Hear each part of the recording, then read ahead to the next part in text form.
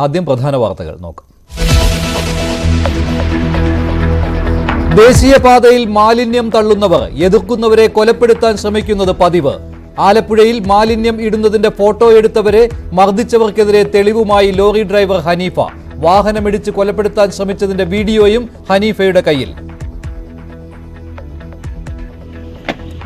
ആലപ്പുഴ ആലപ്പുഴ കണ്ടോളി കണ്ടോളി കണ്ടോളി കണ്ടോളി വണ്ടിതാ കുത്തിക്കാൻ നോക്കുന്നേ വണ്ടിതാ കുത്തിക്കാൻ നോക്കുന്നേ വണ്ടിതാ കുത്തിക്കാൻ നോക്കുന്നേ.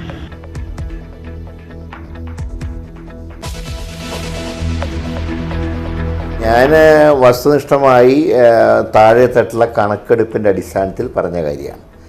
അത് കുറേ വോട്ടുകൾ ഇടതുപക്ഷത്തിൻ്റെ വോട്ടുകൾ BJPക്ക് പോയിട്ടുണ്ട്. പക്ഷെ എന്ന് വിചാരിച്ചാൽ അതിൻ്റെ അർത്ഥം UDF തോൽക്കുന്നല്ല. ഇവർ വോട്ട് മറച്ചെങ്കിലും അത് UDFൻ്റെ വിജയസാധ്യതയെ ബാധിക്കില്ല.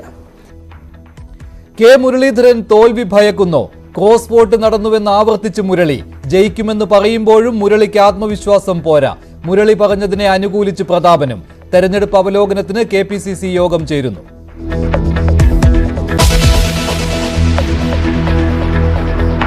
അപ്രഖ്യാപിത ലോഡ് ഷെഡിംഗ് ഏത് സമയത്തും പ്രതീക്ഷിക്കാം. നിയന്ത്രണങ്ങൾ കർശനമാക്കി KSEB. കരണ്ട് പോയതിനാൽ കോഴിക്കോട് പന്തീരങ്കാവിൽ KSEB ഓഫീസ് അടിച്ചു തകർത്തു. ലോഡ് ഷെഡിംഗ് പ്രഖ്യാപിക്കാതെ രക്ഷയില്ലെന്ന് KSEB.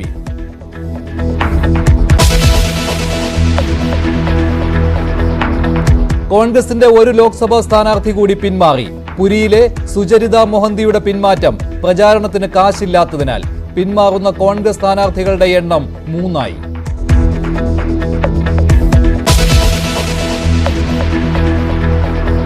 തിരുവനന്തപുരം മേയർക്കെതിരെ കേസെടുക്കാൻ KSRTC ഡ്രൈവർ യദു കോടതിയിൽ. സച്ചിൻ ദേവ് MLAക്കെതിരെയും കേസെടുക്കണമെന്ന ആവശ്യം. മെമ്മറി കാർഡ് കാണാതായതിൽ കണ്ടക്ടറെ സംശയമെന്ന് യദു. നടിയുടെ വെളിപ്പെടുത്തലിൽ പറയുന്ന ദിവസം ബസ് ഓടിച്ചത് യദു.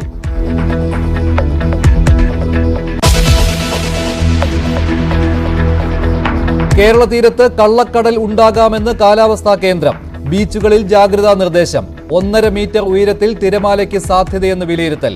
ബോട്ടുകളും വലകളും സുരക്ഷിത സ്ഥാനത്തേക്ക് മാറ്റണം.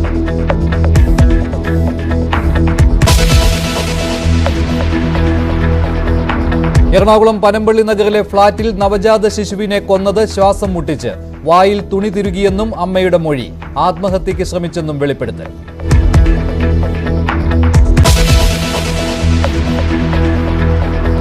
ISL ഫുട്ബോൾ ചാമ്പ്യൻ പോരാട്ടം ഇന്ന്. Mohun Bagan Mumbai city FC final Kolkata salt ലേക്കിൽ.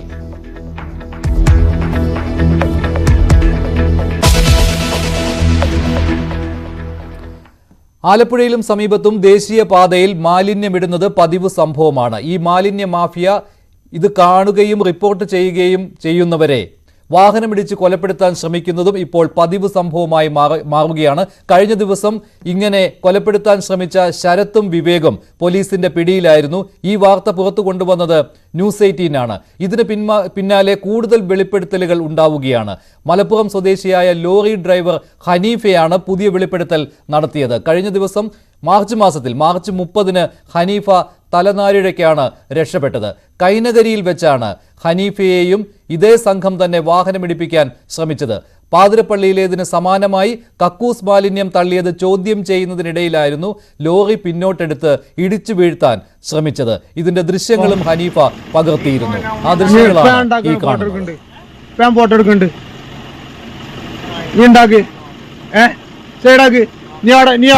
നീ അവിടെ കക്കൂസ് മാലിന്യം തട്ടിയില്ലേ? ഞാൻ തന്നെ എടുത്തിട്ടുണ്ട്. നീ എന്തിനാ കക്കൂസ് മാലിന്യം തട്ടുന്നത്? ഇതെല്ലാരും കണ്ടോളി, ഇതെല്ലാരും കണ്ടോളി. ഇവിടെ ആലപ്പുഴയിൽ വന്നിട്ട് ഈ ആലപ്പുഴ റോഡ് സൈഡിൽ വന്നിട്ട് മാലിന്യം ഇടുന്നുണ്ട്. ഇതാ വണ്ടി ഞാൻ പറഞ്ഞാക്കണേ, എടുത്തോളി. ഇതാ ആലപ്പുഴ അതാ കണ്ടോളി. ഇതാ വണ്ടിതാ കുത്തിക്കാൻ നോക്കുന്നേ ഇതാ കണ്ടോളി സാറേ. ഇതാ ഇവരെന്നെയാണ് സാറേ. ഒന്ന് കാണട്ടെ ഞാൻ കാണട്ടെ. അതിനെ ഞാൻ നോക്കട്ടെ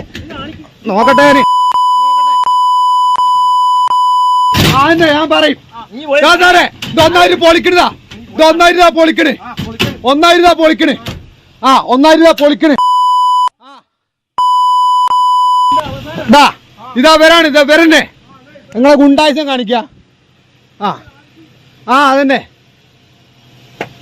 ഗുണ്ടായിസം കാണിക്ക.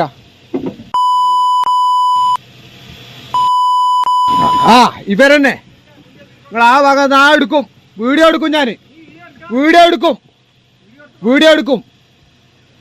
ഞാൻ ഇനി എടുക്കും. വീഡിയോ എടുക്കും, ഞാൻ ഇനി എടുക്കും വീഡിയോ. ഇവരെന്നെയാണ്. ഇവർ സ്ഥിരം ക്രിമിനലുകളാണെന്നാണ് വിവരം. കഴിഞ്ഞ മാർച്ച് 30-നാണ് ഈ സംഭവം ഉണ്ടായത്. ശരത്, വിവേക് ഈ രണ്ടുപേരാണ് ആ വാഹനത്തിൽ ഇരിക്കുന്നത്. ഈ വാഹനം ഇടിച്ച് ഹനീഫ എന്ന ആളെ കൊലപ്പെടുത്തുവാനുള്ള ശ്രമവുമുണ്ടായി. ഹനീഫ ഈ ദൃശ്യങ്ങൾ പകർത്തുകയായിരുന്നു മൊബൈൽ ഫോണിൽ. കക്കൂസ് മാലിന്യം ദേശീയപാതയ്ക്ക് സമീപം തള്ളുന്ന സംഘത്തിൽപ്പെട്ടവരാണ് വിവേകും ശരത്തും. ഇതിന്റെ ഫോട്ടോ എടുക്കുന്ന സമയത്താണ് ഇങ്ങനെ വാഹനം ഇടിച്ച് കൊലപ്പെടുത്തുവാൻ ശ്രമിച്ചത്. ഇതേ സംഘം തന്നെ കഴിഞ്ഞ ദിവസം മറ്റ് 2 യുവാക്കളെ വാഹനമിടിച്ച് കൊലപ്പെടുത്താൻ ശ്രമിക്കുകയും അവരെ മർദ്ദിക്കുകയും ചെയ്തിരുന്നു. ദേഹമാസകലം അവർക്ക് പരിക്ക് പറ്റിയിരുന്നു. അതിന് പിന്നാലെയാണ് ഈ 2 പേരെയും, വിവേകിനെയും ശരത്തിനെയും പോലീസ് അറസ്റ്റ് ചെയ്തത്. ഈ സംഭവം ന്യൂസ് 18-ൽ കണ്ടതിന് ശേഷമാണ് ഹനീഫ തനിക്ക് നേരിട്ട ദുർഗതി ഇങ്ങനെ സോഷ്യൽ മീഡിയയിൽ ഇട്ടത്. ഹനീഫ ഇതേക്കുറിച്ച് പറയുകയും ചെയ്തു. ന്യൂസ് 18നോട് സംസാരിച്ചു. ഹനീഫയുടെ വാക്കുകളിലേക്ക്. പയ്യന്മാരെ ചെയ്തതുപോലെ എത്രയോ ആളുകളെ ഇവരെ ഇടിച്ചു തെറിപ്പിച്ചിട്ടുണ്ടാവും. ഇവരെ പേടിച്ചിട്ട് പറയാതിരിക്കാണ്, അത്ര 30-ാം തീയതി ഞാൻ നെല്ലെടുക്കാൻ വേണ്ടിയിട്ട്, എനിക്ക് 12 വീലാണ്, പിന്നെ ആൾ ഇന്ത്യ പെർമിറ്റ് വണ്ടിയാണ്. ഞാൻ നെല്ലെടുക്കാൻ വേണ്ടിയാണ് പിന്നെ ഇവർക്ക് നെടുമുടിയിലേക്ക് നെല്ലെടുക്കാൻ വരുന്ന സമയത്ത് ഞാൻ അവിടെ നിർത്തിയാണ് ഭക്ഷണം കഴിക്കുന്ന സമയത്താണ് പുലർച്ചെ ഏകദേശം 4:30 മണി കഴിഞ്ഞിട്ടുണ്ടാവും. 4:30 മണി കഴിഞ്ഞിട്ടുണ്ട്. ആ സമയത്ത് ഇവര് ഈ ഫോട്ടോ എടുക്കുകയാണെന്ന് ചോദിച്ചു. നീയാണോ ഞങ്ങളെ ഫോട്ടോ എടുത്തത്? നീ ആരാ ഫോട്ടോ എടുക്കാന്?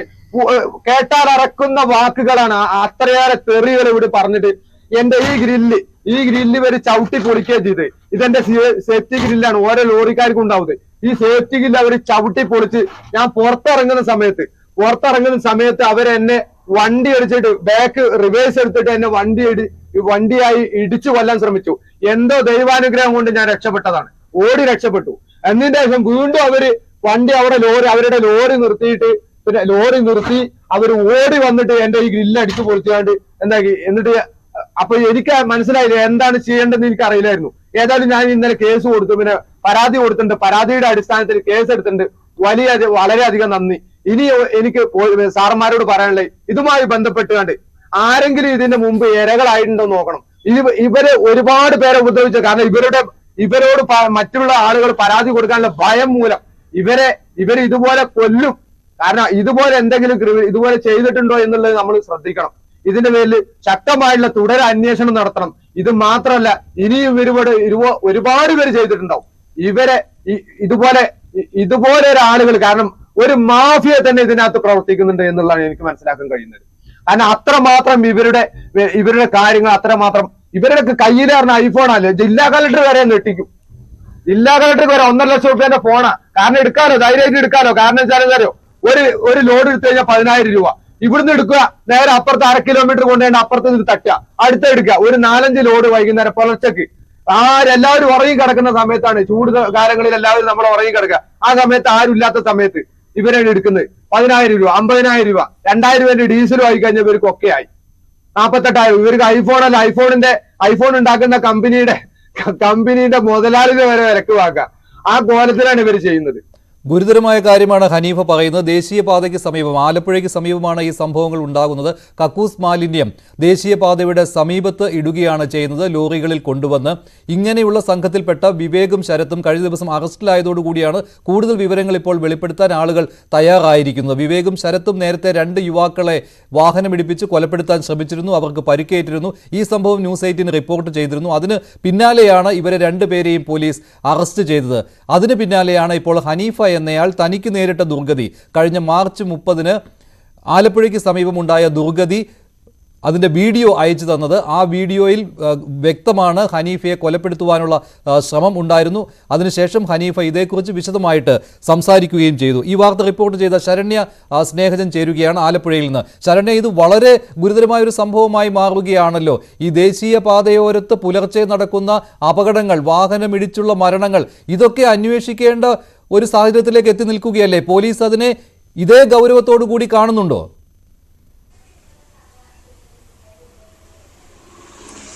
മഞ്ജുഷ, അതീവ ഗൗരവത്തോടു കൂടിയാണ് പോലീസ് ഇതിനെ നോക്കിക്കാണുന്നത്. അതുകൊണ്ട് തന്നെയാണ് കഴിഞ്ഞ ദിവസങ്ങളിൽ പോലീസിന്റെ കർശന പരിശോധന ദേശീയപാതയോരത്ത് ഉണ്ടായിരുന്നു.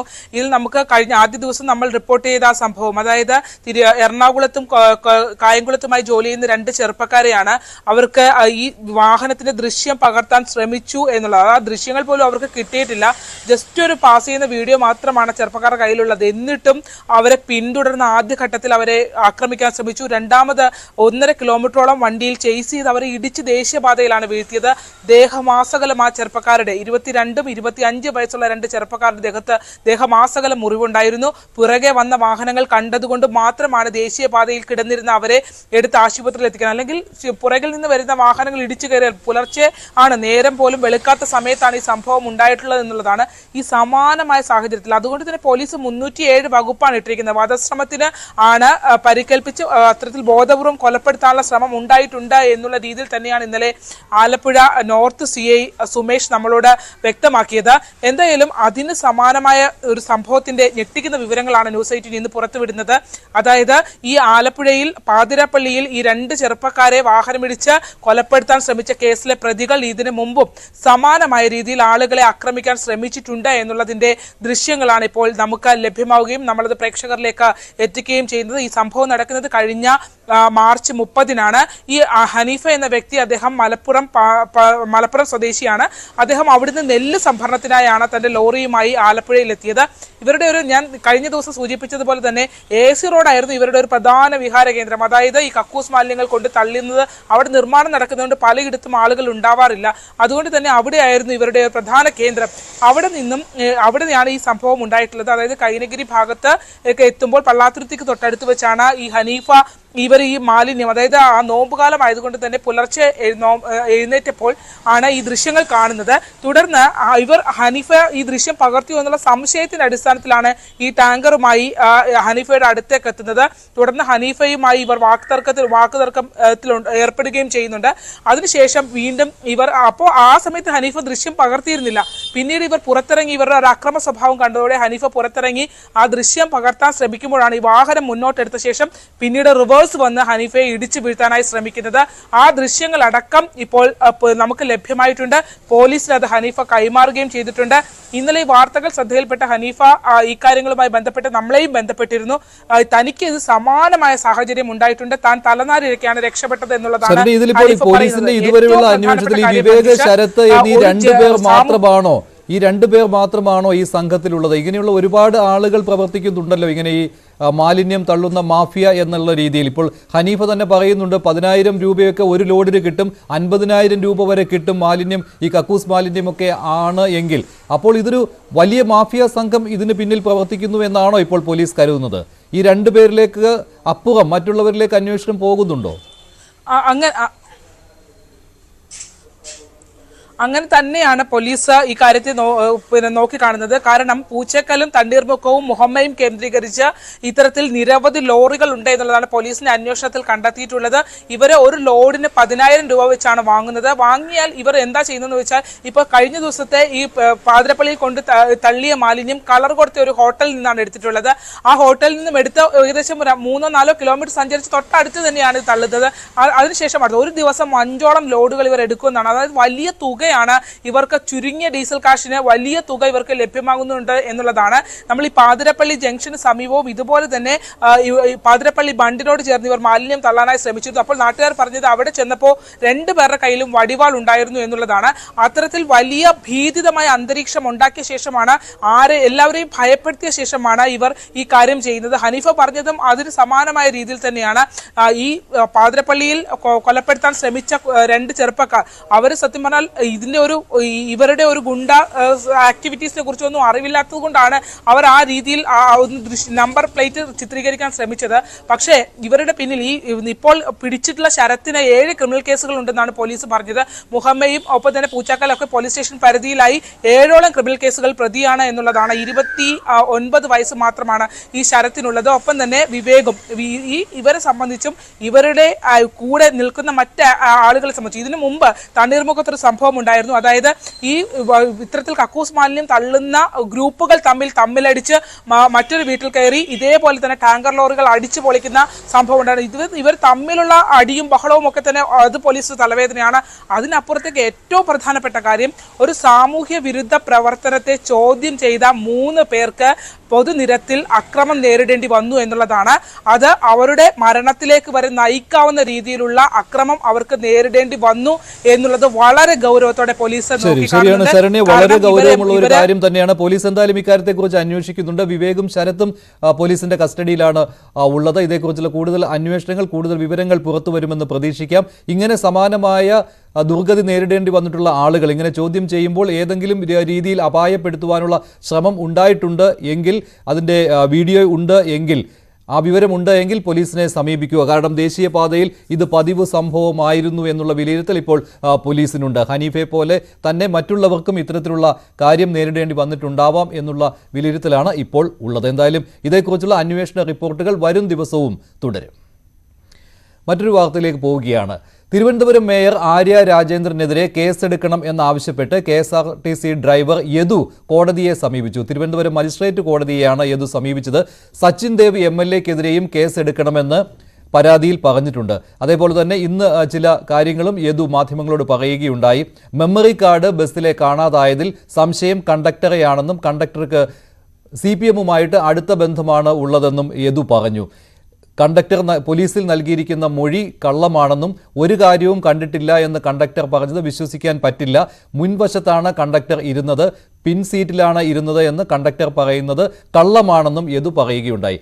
മറ്റൊരു കാര്യം, കഴിഞ്ഞ ദിവസമാണ് യദുവിനെതിരെ നടി റോഷ്ന ആൻ റോയ് സോഷ്യൽ മീഡിയയിൽ ചില പരാതികൾ പറഞ്ഞത്. പരാതിക്ക് ഇടയായ ആ ദിവസം വഴിക്കടവ് തിരുവനന്തപുരം റൂട്ടിൽ സർവീസ് നടത്തുന്ന ബസ്സിൽ ആ ബസ് ഓടിച്ചത് യദുവാണെന്ന് സ്ഥിരീകരിക്കുകയും ചെയ്തിട്ടുണ്ട്. ഡിപ്പോയിലെ ഷെഡ്യൂൾ വിവരങ്ങൾ അനുസരിച്ചാണ് യദുവാണ് ആ ബസ് ഓടിച്ചത് എന്ന കാര്യം വ്യക്തമായിരിക്കുന്നത്. ഇന്ന് യദു നൽകിയ ചില വിശദീകരണങ്ങൾ കേൾക്കാം ആദ്യം.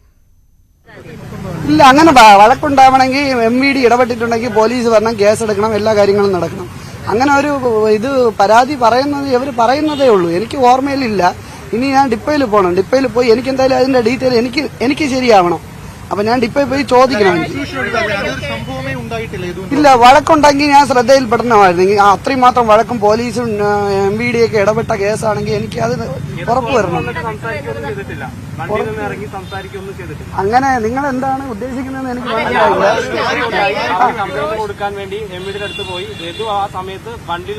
ഞാൻ അങ്ങനെ ഓർമ്മയില്ലാത്ത ഒരു കേസ് എങ്ങനെയാണ് ഞാൻ പറയണത് ഏത് പുറത്തിറങ്ങിയെന്നും നിങ്ങൾക്ക് പറയേണ്ട കാര്യം. വഴിക്കടവ് ഞാൻ കോഴിക്കോട് പോയിട്ടുണ്ട് ചേട്ടാ, കോഴിക്കോട് പോയിട്ടുണ്ട്, നിലമ്പൂര് പോയിട്ടുണ്ട്, വഴിക്കടവ് പോയിട്ടുണ്ട്.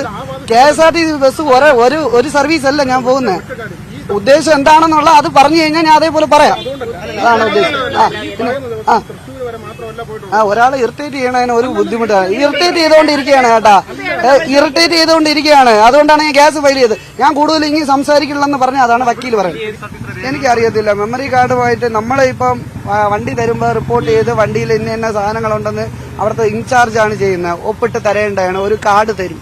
കാർഡാണ് നമ്മളെ താക്കോലായിട്ട് നമ്മൾ കാണുന്നത്. ആ കാർഡ് വാങ്ങിച്ചുകൊണ്ടാണ് നമ്മൾ പോകുന്നത്. അതിൽ ഈ മെമ്മറി കാർഡ് ഉണ്ടോ എന്നല്ല, ബ്രേക്ക് ചെക്ക്, വണ്ടി ഫുള്ള് ചെക്കിങ് എന്ന് പറഞ്ഞ് എഴുതി ഒപ്പിട്ടാണ് തരുന്നത്. അപ്പോൾ അവർ ചെക്ക് ചെയ്ത് തരണതാണ്. നമ്മൾ പിന്നെ അതിനെക്കുറിച്ചൊന്നും നോക്കുന്നില്ല. പിന്നെ കാർഡ് അവരെ ഏൽപ്പിക്കുകയാണ്. ഞാൻ അന്നേ ദിവസം സംഭവം 10:15 വണ്ടി ഇവർ ഈ വിഷയം നടക്കുമ്പോൾ 10:15 10:30 11 മണിയായപ്പം മറ്റേ അവിടെ നിന്ന് വിജിലൻസിൽ നിന്ന് കാൾ വന്നു. ഒപ്പിട്ട് ഞാൻ കൊടുക്കുക, വണ്ടി അവരെഴുതി ഒപ്പിട്ടതിന് ശേഷം അങ്ങ് കൊടുക്കുകയാണ് ചെയ്തത്. കാർഡ് അവരെ ഏൽപ്പിക്കുകയാണ്. പിന്നെ വണ്ടിക്ക് എനിക്കൊരു അറിവുമില്ല. മെമ്മറി കാർഡ് KSRTC ബസ്സിൽ നിന്ന് നഷ്ടമായത് ദുരൂഹമായി തന്നെ തുടരുകയാണ്. പോലീസിന് ഇതുവരെ ഈ മെമ്മറി കാർഡ് എവിടെയാണെന്ന് കണ്ടെത്താൻ കഴിഞ്ഞിട്ടില്ല. തമ്പാനൂർ പോലീസ് പല പരിശോധനകളും നടത്തിയെങ്കിലും ഒരു വിവരവും കിട്ടിയിട്ടില്ല. അതിനിടെ യദു പറയുന്നത് കണ്ടക്ടറെ സംശയമുണ്ട് എന്നുമാണ്. ഇപ്പോൾ VV വിനോദ് ചേരുകയാണ് കൂടുതൽ വിവരങ്ങളുമായി. വിനോദ്, എന്തായാലും ആര്യ രാജേന്ദ്രനും സച്ചിൻ ദേവിനുമെതിരെ കേസെടുക്കാൻ പോലീസ് തയ്യാറായിട്ടില്ല, അതിന് തെളിവുകളില്ല എന്നാണ് പോലീസിന്റെ ഭാഷ്യം. അന്വേഷണം നടക്കുന്നുണ്ട്, പക്ഷേ FIR രജിസ്റ്റർ ചെയ്യാൻ പോലീസ് മടിക്കുകയാണ്. അതുകൊണ്ടാണല്ലോ യദു കോടതിയെ സമീപിച്ചത്. പക്ഷേ ഇവിടെ വലിയൊരു വിവാദ വിഷയം എന്ന് പറയുന്നത് ഈ മെമ്മറി കാർഡ് ആണല്ലോ. കണ്ടക്ടർ പറയുന്നത് കള്ളമാണ് എന്ന് ഡ്രൈവർ തന്നെ പറയുന്നു. കണ്ടക്ടർ പിൻസീറ്റിലല്ല മുൻസീറ്റിലാണ് ഇരുന്നതെന്ന് ഡ്രൈവർ യദു പറയുന്നു. അപ്പോൾ ഇത് കണ്ടക്ടർ മെമ്മറി കാർഡ് എടുത്തു മാറ്റി അതാർക്കെങ്കിലും കൊടുത്തു നശിപ്പിച്ചു എന്നല്ലേ ഇപ്പോൾ കരുതേണ്ടത്?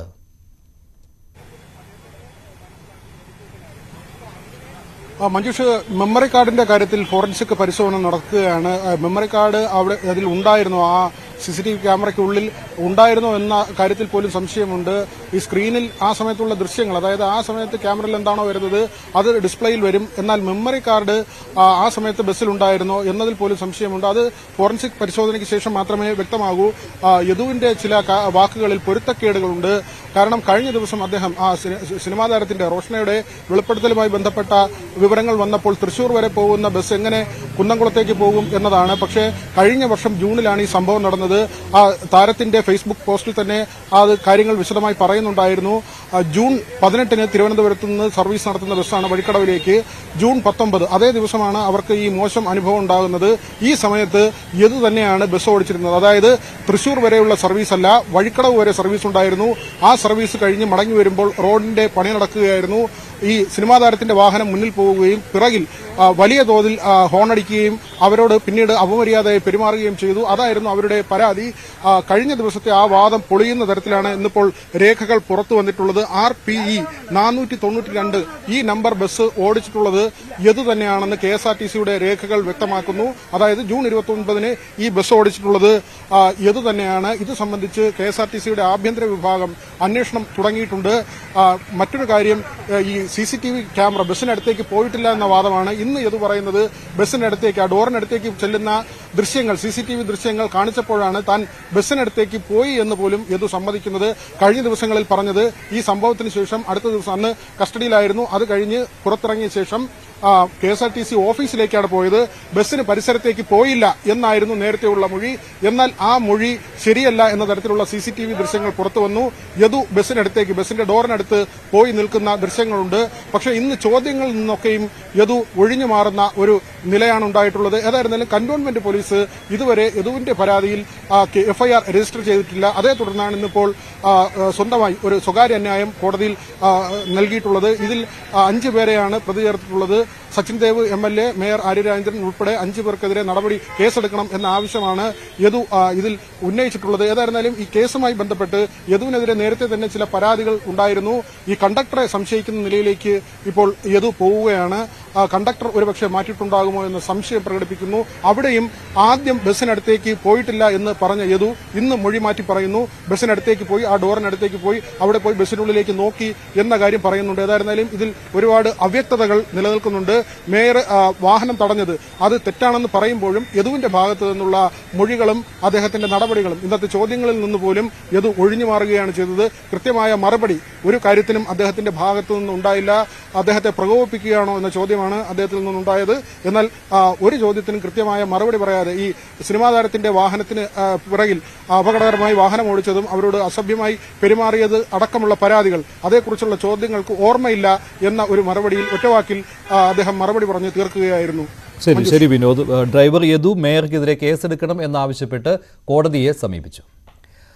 തൃശ്ശൂരിൽ ജയിക്കുമോ എന്നുള്ള ഭയം മുരളീധരന് ഉണ്ടോ എന്നുള്ള കാര്യം ഇപ്പോൾ വീണ്ടും സജീവ ചർച്ചാ വിഷയമായി മാറിയിരിക്കുകയാണ്. നേരത്തെ തന്നെ മുരളീധരൻ പറഞ്ഞിരുന്നു തൃശ്ശൂരിൽ ക്രോസ് വോട്ടിംഗ് നടന്നിട്ടുണ്ടാകാം എന്ന്. ഇപ്പോഴും അദ്ദേഹം അത് ആവർത്തിക്കുകയാണ്. ഇന്ന് KPCC യോഗം തെരഞ്ഞെടുപ്പ് അവലോകനത്തിനായി ചേരുന്നതിന് മുൻപാണ് മുരളീധരൻ ന്യൂസ് 18 സംസാരിച്ചത്. ഇതിലും അദ്ദേഹം പറഞ്ഞത് ക്രോസ് വോട്ടിംഗ് നടന്നിട്ടുണ്ട് എന്നാണ്.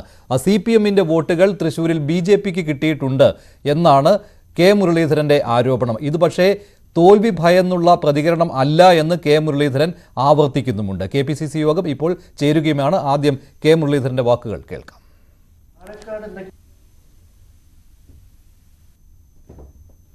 ഞാൻ വസ്തുനിഷ്ഠമായി താഴെത്തട്ടിലെ കണക്കെടുപ്പിൻ്റെ അടിസ്ഥാനത്തിൽ പറഞ്ഞ കാര്യമാണ്.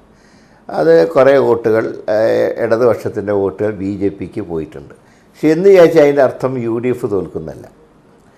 ഇവർ വോട്ട് മറച്ചെങ്കിലും അത് UDFൻ്റെ വിജയസാധ്യതയെ ബാധിക്കില്ല. പിന്നെ സുനിൽകുമാർ പറയുന്ന ഈ പരാജയ ഭീതി, പരാജയത്തിൽ എന്താ ഭീതിയുള്ളത് രാഷ്ട്രീയത്തിൽ? വിജയവും പരാജയവും ഉണ്ട്. അത് സുനിൽകുമാർ ഇവരെ വിജയിച്ചിട്ടേ ഉള്ളൂ. അതുകൊണ്ടാണ് അദ്ദേഹത്തിന് പരാജയത്തിൻ്റെ എന്താണെന്ന് അറിഞ്ഞുകൂടാത്തത്. അത് ജൂൺ 4 കഴിയുമ്പോൾ അദ്ദേഹത്തിന് അറിയാം പരാജയം ഒരു ഭീതിയല്ല എന്ന് അദ്ദേഹത്തിന് തന്നെ മനസ്സിലാവും അനുഭവത്തിൽ നിന്ന്. കോൺഗ്രസ് ഇത്തവണത്തെ തെരഞ്ഞെടുപ്പിൽ വിജയിക്കും എന്ന് പറയുന്നതിൻ്റെ അടിസ്ഥാനം ഈ പ്രതീക്ഷകൾക്കപ്പുറത്ത് വസ്തുതാപരമായ എന്ത് കണക്കുകളുടെ? അതായത് ഒന്ന്, കഴിഞ്ഞ ലോക്സഭാ തെരഞ്ഞെടുപ്പിലെ അതേ ട്രെൻഡ് ഇപ്പോഴും നിലനിൽക്കുന്നു. 2, മതന്യൂനപക്ഷങ്ങൾ കഴിഞ്ഞ അസംബ്ലിയിൽ UDFനെ കൈവിട്ട മതന്യൂനപക്ഷങ്ങൾ ഇത്തവണ ഏകീകരിച്ച് UDFിലേക്ക് തിരിച്ചു വന്നിട്ടുണ്ട്. 2, പരമ്പരാഗതമായി കോൺഗ്രസ്സിന് വോട്ട് ചെയ്ത മുന്നോക്ക വിഭാഗങ്ങളിൽ കുറേ വോട്ടുകൾ ഇത്തവണ തിരിച്ചു വന്നിട്ടുണ്ട്. ഇതെല്ലാം നല്ല ഭൂരിപക്ഷത്തിന് ജയിക്കാനുള്ള സാഹചര്യമുണ്ട്. ഈ BJPക്ക് വേണ്ടി സ്ഥാനാർത്ഥിയായ സുരേഷ് ഗോപി, അദ്ദേഹം കഴിഞ്ഞ ഏതാനും വർഷങ്ങളായി തൃശ്ശൂർ കേന്ദ്രീകരിച്ചുകൊണ്ട് തന്നെ പ്രവർത്തിക്കുകയാണ്. അദ്ദേഹത്തിൻ്റെ താരമൂല്യമാണോ അതോ BJPയുടെ സംഘടനാതല പ്രവർത്തനമാണോ? ഇതിലേതാണ് അവിടെ ഒരു പോരാട്ടം? കഴിഞ്ഞ തവണ 28% കിട്ടിയതിൽ അദ്ദേഹത്തിൻ്റെ താരമൂല്യം ഒരു പ്രധാന ഘടകമായിരുന്നു. പക്ഷേ ആ താരമൂല്യം ഇന്ന് അദ്ദേഹത്തിനില്ല.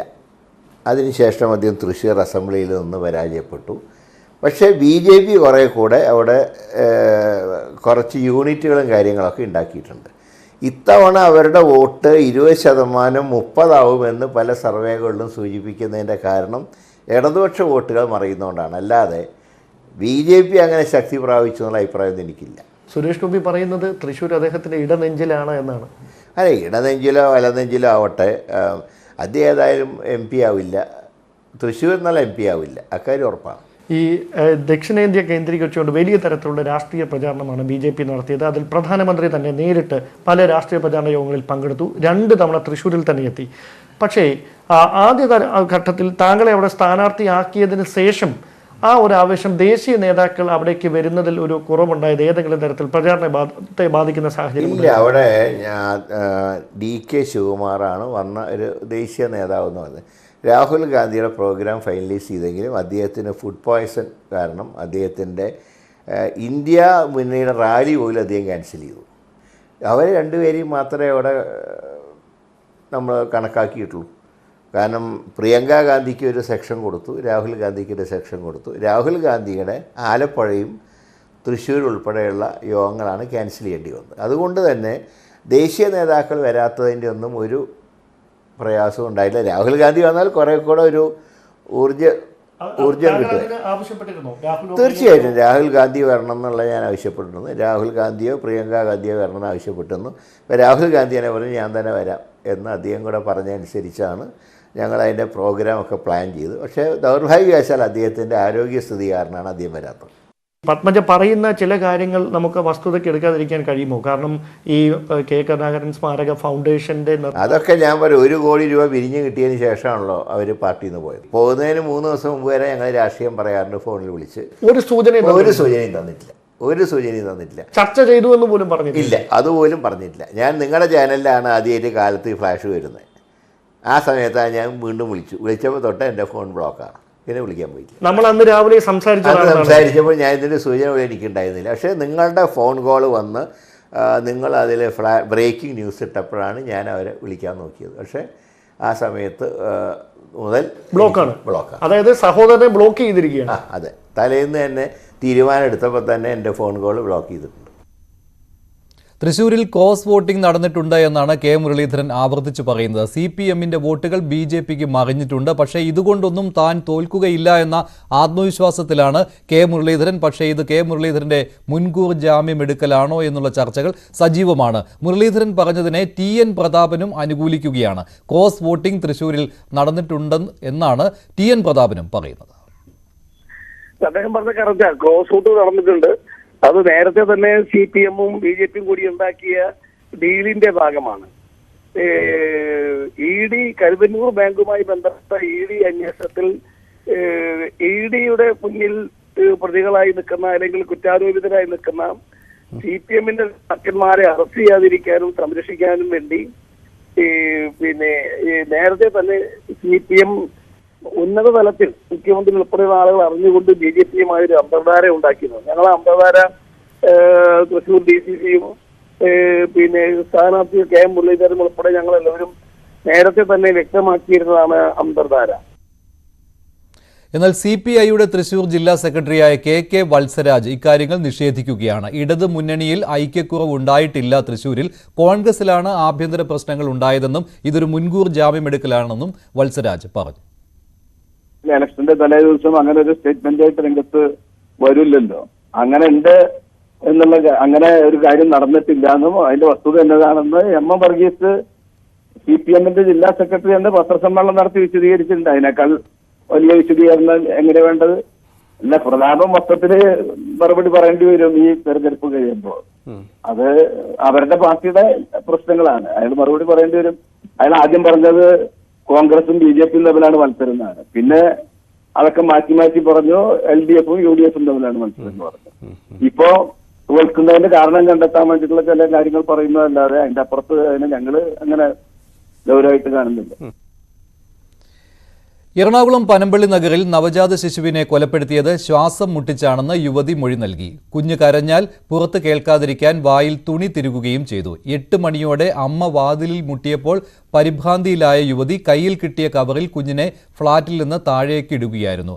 കമ്മീഷണർ ശ്യാം സുന്ദർ ഇതേക്കുറിച്ച് മാധ്യമങ്ങളോട് സംസാരിച്ചു. അദ്ദേഹത്തിന്റെ വാക്കുകളിലേക്ക്. അത് നിങ്ങൾ ഡോക്ടറോട് അന്വേഷിക്കേണ്ടതാണ്. അതിനെക്കുറിച്ച് എനിക്ക് ഐഡിയ ഇല്ല. അത് ഡോക്ടറോട് പറഞ്ഞ് ഡോക്ടറിന്റെ റിപ്പോർട്ട് കിട്ടിയതിനു ശേഷം മാത്രമേ നമുക്ക് അതിനകത്ത് തീരുമാനം എടുക്കാൻ പറ്റൂ. ആശുപത്രിയിലാവുമ്പോഴേ എങ്ങനെയാണ് മൊഴിയെടുക്കാൻ പറ്റുന്നത്? അതാണ് പറഞ്ഞത്. ഞാൻ ഇന്നലെ പറഞ്ഞല്ലോ, അതിനെപ്പറ്റി കൂടുതലായിട്ട് അന്വേഷിക്കേണ്ടിയിരിക്കുന്നു. അപ്പൊ ഇന്നലെ ഇത് കൃത്യം നടന്നിട്ട് 24 മണിക്കൂർ ആവുന്നതേ ഉള്ളൂ. അപ്പോൾ അത് എന്തെങ്കിലും അപ്ഡേറ്റ്സ് ഉണ്ടെങ്കിൽ അറിയിക്കാം. Thank you. ഡാനി ഇപ്പോൾ ചേരുകയാണ് കൂടുതൽ വിവരങ്ങൾ നൽകാൻ. ഡാനി, കൂടുതൽ പരിശോധനാ ഫലങ്ങൾ പുറത്തു വന്നാൽ മാത്രമേ എന്തെങ്കിലും മറ്റു കാര്യങ്ങൾ പറയാൻ കഴിയുകയുള്ളൂ എന്നും കമ്മീഷണർ പറഞ്ഞിട്ടുണ്ടല്ലോ. അത് ഇപ്പോൾ വെയിറ്റ് ചെയ്യുകയാണല്ലോ പോലീസ്. ഇപ്പോൾ ഇത് കൊലപാതകം തന്നെയാണോ അതോ ഈ കുട്ടി മാസം തികഞ്ഞ് ജനിച്ചത് തന്നെയാണോ എന്നുള്ള കാര്യത്തിൽ ഇപ്പോഴും സംശയമുണ്ടോ? അതിൽ ഈ റിപ്പോർട്ടുകൾ എന്തെങ്കിലും പുറത്തു വരാനുണ്ടോ?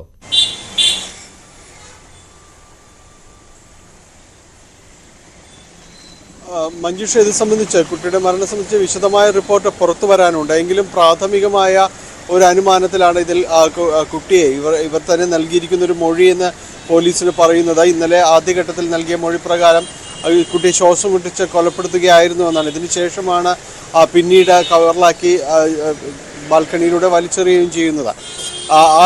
അതിനുശേഷം പിന്നീട് പോലീസിന് ഇവരെ വിശദമായ മൊഴി രേഖപ്പെടുത്തുന്നതിനൊന്നും സാധിച്ചില്ല. കാരണം ഇവരെ ഇന്നലെ ജനറൽ ആശുപത്രിയിലേക്ക് മാറ്റിയിരുന്നു. അതിനുശേഷം ഇപ്പോൾ മറ്റൊരു സ്വകാര്യ ആശുപത്രിയിലേക്ക് അവരെ ചികിത്സാർത്ഥം മാറ്റിയിരിക്കുകയാണ്. നിലവിൽ അവർ അറസ്റ്റ് രേഖപ്പെടുത്തിയിട്ടുണ്ട്, പോലീസ് കാവലിലാണ്. ഇന്ന് അല്പസമയത്തിനകം തന്നെ മജിസ്ട്രേറ്റ് ആശുപത്രിയിലെത്തുന്നു. അതിനുശേഷം അവർ റിമാൻഡ് അടക്കമുള്ള നടപടിക്രമങ്ങൾ പൂർത്തിയാക്കേണ്ടതുണ്ട്. റിമാൻഡ് പൂർത്തിയാക്കും. ഇതിനുശേഷം മാത്രമായിരിക്കും പോലീസിന് കസ്റ്റഡി അപേക്ഷ നൽകാൻ കഴിയുക. ഇവർ പൂർണ്ണ ആരോഗ്യവതിയായതിനു ശേഷം മാത്രമായിരിക്കും ഒരു കസ്റ്റഡി അടക്കമുള്ള കാര്യങ്ങൾക്ക് പോലീസിനെ ചോദ്യം ചെയ്യുന്നതിന് വേണ്ടി വിട്ടുകൊടുക്കുന്നതിനെല്ലാം തന്നെ സാധിക്കുക. അതുകൊണ്ട് കുറച്ച് ദിവസം ആശുപത്രി വാസം ഉണ്ടാകുമെന്നൊരു സൂചന തന്നെയാണ് നമുക്ക് ലഭിക്കുന്നത്. ഇന്ന് അല്പസമയത്തിനകം തന്നെയും ഈ നടപടിക്രമങ്ങൾ, ഇന്ന് കോടതിയിലെ നടപടിക്രമങ്ങൾ ഇപ്പോൾ പൂർത്തിയാക്കിയിട്ടുണ്ട്. അതിനുശേഷം മജിസ്ട്രേറ്റും അഭിഭാഷകരും അടങ്ങുന്ന സംഘം ആശുപത്രിയിലേക്ക് നീങ്ങുന്നുവെന്നാണ് അറിയാനായിട്ട് സാധിക്കുന്നത്. അല്പസമയത്തിനകം ഒരു റിമാൻഡ് തീർച്ചയായും ജുഡീഷ്യൽ കസ്റ്റഡിയിലേക്ക് റിമാൻഡ് ചെയ്യപ്പെടും. അത് കുറച്ച് ദിവസം ആശുപത്രിയിൽ തന്നെയായിരിക്കും. അതിനുശേഷം ഡോക്ടറുടെ ആരോഗ്യസ്ഥിതി സംബന്ധിച്ച് ഡോക്ടർ റിപ്പോർട്ട് കിട്ടിയതിന് ശേഷം മാത്രമായിരിക്കും പോലീസ് കസ്റ്റഡി അപേക്ഷ സമർപ്പിക്കുക. ഈ ചോദ്യം ചെയ്യലിലായിരിക്കും ഇത് സംബന്ധിച്ച് കൂടുതൽ കാര്യങ്ങൾ വ്യക്തമാകുക, എങ്ങനെയായിരുന്നു എന്നതടക്കമുള്ള കാര്യങ്ങൾ അറിയാനായിട്ട് സാധിക്കുക. അതായത് പോലീസ് വിശദമായ ഒരു അന്വേഷണത്തിന് തന്നെയാണ് തുടക്കമിടുന്നത്. ശരി. ഏതായാലും പോലീസ് വിശദമായി അന്വേഷിക്കുന്നുണ്ട്. പരിശോധനാ റിപ്പോർട്ടുകളും പോലീസിന് കിട്ടേണ്ടതുണ്ട്. മറ്റൊരു വാർത്തയിലേക്ക് പോവുകയാണ്. സംസ്ഥാനത്ത് പലയിടങ്ങളിലും അപ്രഖ്യാപിത ലോഡ് ഷെഡിങ്ങിന് സാധ്യതയേറിയിരിക്കുകയാണ്. അതും പീക്ക് സമയത്തായിരിക്കും അപ്രഖ്യാപിത ലോഡ് ഷെഡിംഗ് ഉണ്ടാവുക. മേഖലകൾ തിരിച്ച് വൈദ്യുതി നിയന്ത്രണം തുടങ്ങി. ഗാർഹിക ഉപഭോക്താക്കൾക്ക് ഇത് പ്രശ്നമാകില്ല എന്ന് ആവർത്തിച്ച് മന്ത്രി പറയുന്നുണ്ട്. പക്ഷേ പലയിടങ്ങളിലും വൈദ്യുതി മുടങ്ങുന്നുമുണ്ട്. രാത്രി 7 മണിക്കും അർദ്ധരാത്രി 1 മണിക്കുമിടയിൽ പലയിടത്തും നിയന്ത്രണം ഏർപ്പെടുത്തിയിട്ടുണ്ട്. പക്ഷേ അത് വീടുകളിൽ ബാധകമല്ല എന്നുള്ളതാണ് ഔദ്യോഗികമായ വിശദീകരണം. പ്രതിസന്ധി മറികടക്കാൻ ലോഡ് ഷെഡിംഗ് അല്ലാതെ മറ്റൊരു മാർഗവും ഇല്ല എന്നാണ് KSEBയുടെ നിലപാട്. നിയന്ത്രണങ്ങൾ ഫലം കണ്ടു തുടങ്ങിയെന്ന് വൈദ്യുതി മന്ത്രി കെ കൃഷ്ണൻകുട്ടി പറയുമ്പോഴും അത്ര പന്തിയല്ല കാര്യങ്ങളെന്നാണ് KCB വൃത്തങ്ങൾ സൂചിപ്പിക്കുന്നത്. 2 ദിവസം വളരെ നിർണായകമാണ്. ഈ 2 ദിവസങ്ങളിൽ എത്രത്തോളം വൈദ്യുതി ഉപയോഗം കുറയും എന്നതിനെ അനുസരിച്ചിരിക്കും ലോഡ് ഷെഡിംഗ് ഉൾപ്പെട്ട കാര്യങ്ങൾ. ഈ വൈദ്യുതി ഉപയോഗം കുറയാതെ തുടർന്നാൽ വീണ്ടും ലോഡ് ഷെഡിംഗിന് തന്നെ ശുപാർശ ചെയ്യാനാണ് KCB ആലോചിക്കുന്നത്. കാരണം ജനങ്ങൾ ആ രീതിയിൽ സഹകരിക്കുന്നില്ല. പീക്ക് അവറുകളിൽ വലിയ രീതിയിൽ വൈദ്യുതി ഉപയോഗം കൂടുന്നു, രാത്രികാലങ്ങളിൽ വലിയ രീതിയിൽ വൈദ്യുതി ഉപയോഗം കൂടുന്നു. അതുകൊണ്ട് തന്നെ 2 ദിവസത്തെ കണക്കുകൾ കൂടി പരിശോധിച്ച ശേഷമാകും KCB തുടർ നിർദ്ദേശം നൽകുക. അത് മിക്കവാറും ലോഡ് ഷെഡിങ്ങോ പോർക്കട്ടോ വേണമെന്ന നിർദ്ദേശം തന്നെയാകും നൽകുക എന്നാണ് KCB ഉദ്യോഗസ്ഥർ വ്യക്തമാക്കുന്നത്. മാത്രവുമല്ല, വൻകിട വ്യവസായ സ്ഥാപനങ്ങളിലും അതുപോലെ തന്നെ മാളുകളിലെയും മറ്റും വൈദ്യുതി സ്വയം നിയന്ത്രിക്കാൻ അവർക്ക് നിർദ്ദേശം നൽകിയിട്ടുണ്ട്. വ്യവസായശാലകളിൽ പ്രാദേശികമായ മേഖലാതലത്തിലുമൊക്കെ വൈദ്യുതി നിയന്ത്രണ സംവിധാനങ്ങൾ കൊണ്ടുവന്നു. അത് എത്രത്തോളം ഗുണം ചെയ്യുമെന്ന ആശങ്കയും KCBക്കുണ്ട്. പൊതുജനങ്ങൾ, അത് പ്രത്യേകിച്ചും ഈ ഗാർഹിക ഉപഭോക്താക്കൾ സഹകരിച്ചാൽ മാത്രമേ വൈദ്യുതി ഉപയോഗം കുറച്ചു നിർത്താൻ കഴിയൂ. 15 ദിവസമാണ് കഴിഞ്ഞ ദിവസം 15 ദിവസത്തെ ഒരു ഇടവേളയിൽ മഴയുണ്ടാകുമെന്ന പ്രതീക്ഷയാണ് കഴിഞ്ഞ ദിവസം മന്ത്രിയുടെ അധ്യക്ഷതയിൽ ചേർന്ന യോഗത്തിൽ ഉണ്ടായത്. എന്നാൽ ആ മഴ ഇനിയും വൈകിയാൽ ഒരുപക്ഷെ കാര്യങ്ങൾ കുറച്ചുകൂടി പ്രതിസന്ധിയിലാകും. അവിടെ പവർ കട്ട്, ലോഡ് ഷെഡിംഗ് തുടങ്ങിയ നിയന്ത്രണ സംവിധാനങ്ങളല്ലാതെ മറ്റൊരു വഴിയുമില്ല എന്നാണ് ഇപ്പോൾ KCB വ്യക്തമാക്കുന്നത്. ഇതിനിടെ മെയ് മാസവും സർചാർജ് തുടരാൻ KCB തീരുമാനിച്ചിട്ടുണ്ട്. മെയ്യിൽ 19 പൈസ സർചാർജ് ഈടാക്കും. 10 പൈസ മാർച്ച് മാസത്തെ KCBയുടെ സർചാർജും 9 പൈസ റെഗുലേറ്ററി കമ്മീഷന്റെ സർചാർജുമായാണ് അതും ഈടാക്കുക. ഈ കൊടും ചൂടിൽ വൈദ്യുതി നിയന്ത്രണം ഉണ്ടായേക്കുമെന്ന ആശങ്കയ്ക്കിടെയാണ് ഈ സർചാർജും തുടരാനുള്ള KCBയുടെ തീരുമാനം ജനങ്ങൾക്ക് വലിയ തിരിച്ചടിയാകുന്നത്.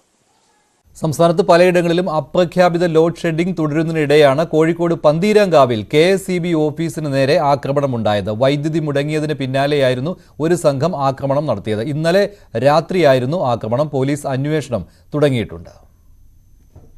നമ്മൾ ഏകദേശം രാത്രി 11 മണിയോടെ, വ്യാഴാഴ്ച രാത്രി 11 മണിയോടെയാണ് സംഭവം ഉണ്ടാകുന്നത്.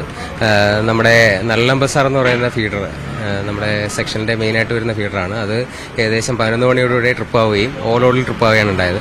11:30 കുറേ ലോഡ് കട്ട് ചെയ്ത് അത്താണി RMU എന്ന് പറയുന്ന RMU ഓഫ് ചെയ്ത് ഏകദേശം 8 ട്രാൻസ്ഫോമർ ഓഫ് ചെയ്തതിന് ശേഷം ഫീഡർ ചാർജ് ചെയ്യാൻ ഉണ്ടായത്. ഫീഡർ ചാർജ് ചെയ്തതിന് ശേഷം അത്താണി RMU ചാർജ് ചെയ്യാനായിട്ട് കൺട്രോൾ റൂമിൽ വിളിച്ചപ്പോൾ ലോഡ് കുറഞ്ഞാൽ മാത്രമേ ചാർജ് ചെയ്യാൻ സാധിക്കുള്ളൂ എന്ന് പറഞ്ഞു. അങ്ങനെ ലോഡ് ഏകദേശം 12:45 കുറഞ്ഞതോടുകൂടി നമ്മൾ സപ്ലൈ പുനഃസ്ഥാപിക്കുകയും ചെയ്തിട്ടുണ്ട്. പക്ഷേ ഈ പറയുന്ന ഒരു 12:30 മണിയോടെ കുറേ സാമൂഹ്യ വിരുദ്ധർ നമ്മുടെ ഓഫീസിലെത്തുകയും ഈ ബോർഡിന് നേരെ, നമ്മുടെ ഓഫീസിൻ്റെ ബോർഡിന് നേരെ കല്ലെറിയുകയും നമ്മളെ സൈഡിൽ കാണുന്ന ബോർഡ് വലിച്ചു കീറുകയും നമ്മുടെ ഓഫീസിലേക്ക് അതിക്രമിച്ച് കയറാൻ ശ്രമിക്കുകയും ചെയ്തിരുന്നു. അപ്പോൾ ഈ ശബ്ദം കേട്ടിട്ട് മുകളിൽ ഒരു ഉദ്യോഗസ്ഥൻ മാത്രമാണ് ഉണ്ടായിരുന്നത്, ഫോൺ ഡ്യൂട്ടി ഉദ്യോഗസ്ഥൻ മാത്രമാണ് ഉണ്ടായിരുന്നത്. ബാക്കിയുള്ളവരെല്ലാം ഫീൽഡിൽ ഈ പറയുന്ന കണക്ക് നമ്മുടെ ലൈൻ പുനഃസ്ഥാപിക്കുന്ന വർക്കിലായിരുന്നു. അപ്പോൾ ഫോൺ ഡ്യൂട്ടി ഉദ്യോഗസ്ഥൻ പെട്ടെന്ന് തന്നെ ഗില്ല് ക്ലോസ് ചെയ്ത് ലോക്ക് ചെയ്തുകൊണ്ട് അദ്ദേഹത്തിനെ ആക്രമിക്കാൻ സാധിച്ചില്ല. അദ്ദേഹത്തിനെ അസഭ്യം പറയുകയും ഈ പറയുന്ന ഗില്ല് താർക്കാൻ ശ്രമിക്കുകയും ചെയ്തു. എന്നിട്ട് അവർ പെട്ടെന്ന് പിരിഞ്ഞു പോവുകയും ചെയ്തു. ഈ കാര്യത്തിൽ നമ്മൾ കംപ്ലൈൻറ്റ് പോലീസ് സ്റ്റേഷനിൽ കൊടുത്തിട്ടുണ്ട്. എത്ര പെട്ടെന്ന് നടപടിയെടുക്കുമെന്ന് അറിയിച്ചിട്ടുണ്ട്. അതെ, അടുത്ത ദിവസം രാവിലെ 3-ാം തീയതിയാണ് കംപ്ലൈൻറ്റ് രാവിലെ തന്നെ കൊടുത്തിരുന്നു. അതെ, 11 മണി ഒരു 1.25 മണിക്കൂറോളം നമുക്ക് ഇൻട്രപ്ഷൻ ഉണ്ടായിട്ടുണ്ട്. ശരിക്കും 11 മണിക്ക് ഓൺലോഡ് ട്രിപ്പായി പിന്നെ വരുന്നു, പിന്നെയും പോകുന്നു. സപ്ലൈ 2-3 പ്രാവശ്യം വന്നു. അതിന് ശേഷമാണ് ഈ അത്താണി RMU ഓപ്പറേറ്റ് ചെയ്ത് നമ്മൾ പെട്ടെന്ന് സംഭവിച്ചത്. കഴിഞ്ഞ ദിവസം ഓവർലോഡിൽ ട്രിപ്പായിട്ടില്ല ഈ ഫീഡർ. തൊട്ടടുത്ത ദിവസം 316 ആംപിയർ ഉണ്ടായിരുന്നത് ഇന്ന് വന്നപ്പോഴത്തേക്കും ഈ നമ്മുടെ സെറ്റിംഗ് ആയ 330 കഴിഞ്ഞ് 350 പോകുന്നു. ഓവർലോഡിൽ ട്രിപ്പാവുന്നു. അതാണ് സംഭവിക്കുന്നത്. പലയിടങ്ങളിലും ഇങ്ങനെ രാത്രികാലങ്ങളിൽ വൈദ്യുതി മുടങ്ങുന്നുണ്ട്. കോഴിക്കോട് പന്തീരാങ്കാവിലാണ് ഈ അനിഷ്ട സംഭവം ഉണ്ടായത്. വൈദ്യുതി മുടങ്ങിയതിന് പിന്നാലെയാണ് ചിലർ KSEB ഓഫീസിന് കല്ലെറിഞ്ഞത്. കൂടുതൽ വിവരങ്ങൾ MS അനീഷ് കുമാർ നൽകും. അനീഷ്, എന്തായാലും ഈ ആരാണ് ഈ ആക്രമണം നടത്തിയത് എന്ന് കണ്ടെത്തുവാൻ പോലീസിന് കഴിഞ്ഞിട്ടുണ്ടോ? ഇതിപ്പോൾ പതിവ് സംഭവമായി മാറുകയാണോ? ഈ ഫോൺ വിളിച്ചാൽ എടുക്കുന്നില്ല KSEB ഓഫീസിൽ എന്നുള്ള പരാതികൾ ഉണ്ടാകാറുണ്ട്. പക്ഷേ ഇങ്ങനെ KSEB ഓഫീസിന് നേരെ കല്ലെറിയുക, ആക്രമണം നടത്തുക എന്നുള്ളത്, ഇത് അങ്ങനെ നടക്കുന്നുണ്ടോ ഇപ്പോൾ? മഞ്ജുഷ, തികച്ചും സാങ്കേതികമായ കാരണങ്ങൾ കൊണ്ടാണ് വൈദ്യുതി മുടങ്ങിയതെന്നാണ് ഉദ്യോഗസ്ഥർ വിശദീകരിക്കുന്നത്. കാരണം അത്താണി മണക്കടവ് ഭാഗങ്ങളിലാണ് കറണ്ട് 11 മണി മുതൽ ഏതാണ്ട് 1.25 മണിക്കൂർ നേരം ഇല്ലാതിരുന്നത്. അതിന് തൊട്ടു മുമ്പായി വലിയ ലോഡ് വന്ന ഒരു സാഹചര്യമുണ്ടായി. കാരണം മിക്ക വീടുകളിലും AC മറ്റുമൊക്കെ ഉപയോഗിക്കുന്ന ഒരു സമയമാണ്. അതുകൊണ്ട് പീക്ക് ലോഡ് വർദ്ധിക്കുകയും ഈ ഉപകരണങ്ങൾ ട്രിപ്പാവുകയും ചെയ്തു, ട്രാൻസ്ഫോമറിന്റെ തകരാറ് സംഭവിക്കുകയും ചെയ്തു എന്നാണ് വിശദീകരിക്കുന്നത്. അതിനുശേഷം ആ പീക്ക് ലോഡ് കുറഞ്ഞ ശേഷമാണ് പിന്നീട് ഇത് വീണ്ടും പ്രവർത്തന യോഗ്യമാവുകയുള്ളൂ. എന്തായാലും ആ സമയത്ത് ഒരാൾ മാത്രമാണ് ഒരു ജീവനക്കാരൻ മാത്രമാണ് ഓഫീസിൽ ഉണ്ടായിരുന്നത്. മറ്റ് ജീവനക്കാർ പുറത്ത് ഈ ലൈനിൽ സംബന്ധിച്ച പ്രശ്നങ്ങൾ പരിഹരിക്കാനായി പുറത്തേക്ക് പോയിരിക്കുകയുമായിരുന്നു. ഇവർ നാട്ടുകാർ സംഘടിച്ചെത്തി ഈ പരാതി പറഞ്ഞപ്പോൾ തന്നെ ഉദ്യോഗസ്ഥൻ ഇവരോട് കാര്യങ്ങൾ വിശദീകരിച്ചു. എന്നാൽ ഇതിൽ തൃപ്തരാവാത്ത ആളുകൾ ഈ KCBയുടെ ബോർഡ് നശിപ്പിക്കുകയും ഓഫീസിന് നേരെ കല്ലെറിയുകയുമായിരുന്നു. എന്തായാലും ഗ്രില്ല് അടച്ച് അകത്തേക്ക് പോയതിനാൽ ഉദ്യോഗസ്ഥന് കാര്യമായ പരിക്കുകൾ പറ്റില്ല. ഈ ഓഫീസിനകത്തെ സാധന സാമഗ്രികൾക്കും കാര്യമായ പരിക്ക് നാശനഷ്ടം ഉണ്ടായിട്ടില്ലെന്നാണ് മനസ്സിലാക്കാൻ കഴിയുന്നത്. പക്ഷെ അങ്ങേയറ്റം ഗൗരവമായി തന്നെയാണ് KCB ഇത്തരത്തിലെ ഓഫീസിന് നേരെയുള്ള ആക്രമണങ്ങളെ കാണുന്നത്. കാരണം സംസ്ഥാനത്തിന്റെ വിവിധ ഭാഗങ്ങളിലായി ഈ വൈദ്യുതി ഉപഭോഗം വല്ലാതെ വർദ്ധിച്ചതിന്റെ സാഹചര്യത്തിൽ ഇത്തരത്തിൽ ട്രാൻസ്ഫോമറും മറ്റും ഒക്കെ ട്രിപ്പാവുകയും തകരാറാവുകയും ഒക്കെ ചെയ്യുന്ന ഒരു പതിവ് സംഭവമായി മാറിയിരിക്കുന്നു. വൈദ്യുതി നിയന്ത്രണം അടക്കമുള്ള കാര്യങ്ങൾ മേഖല തിരിച്ച് ഏർപ്പെടുത്തിയിട്ടുണ്ട്. എന്തായാലും അപ്രഖ്യാപിതമായ പവർ കട്ടിങ്ങും ഉണ്ടാവില്ല എന്ന് തന്നെയാണ് KCB ഈ സാഹചര്യത്തിൽ വ്യക്തമാക്കുന്നത്. അതുകൊണ്ട് പൂർണ്ണമായും ഈ KCBയുടെ നിയന്ത്രണങ്ങളോടും ഇത്തരം സാങ്കേതിക തകരാറുകളോടും ഈ ഉപഭോക്താക്കൾ സഹകരിക്കുക തന്നെ വേണമെന്ന് പറയുന്നു. എന്തായാലും ഈ പരാതി ഇതിനകം തന്നെ പോലീസിന് നൽകി കഴിഞ്ഞിരിക്കുന്നു. ആരൊക്കെയാണ് വന്നത് എന്നതിനെ കുറിച്ച് വളരെ വിശദമായ അന്വേഷണം നടക്കുന്നു. കർശനമായ വകുപ്പുകൾ ചുമത്തിയാവും ഇവർക്കെതിരെ കേസുകൾ എടുക്കുകയെന്നും പോലീസ് അറിയിച്ചിട്ടുണ്ട്. ശരി അനീഷ്. കോഴിക്കോട് പന്തീരങ്കാവിലാണ് KSEB ഓഫീസിന് നേരെ ആക്രമണം ഉണ്ടായത്. സംസ്ഥാനത്ത് ഉഷ്ണതരംഗ മുന്നറിയിപ്പ് പിൻവലിച്ചിട്ടുണ്ട്. താപനില മുന്നറിയിപ്പ് പക്ഷേ തിങ്കളാഴ്ച വരെ തുടരുകയും ചെയ്യും. പാലക്കാട് അടക്കം സംസ്ഥാനത്തെ വിവിധ ജില്ലകളിൽ കനത്ത ചൂട് തന്നെയാണ് ഇപ്പോഴും.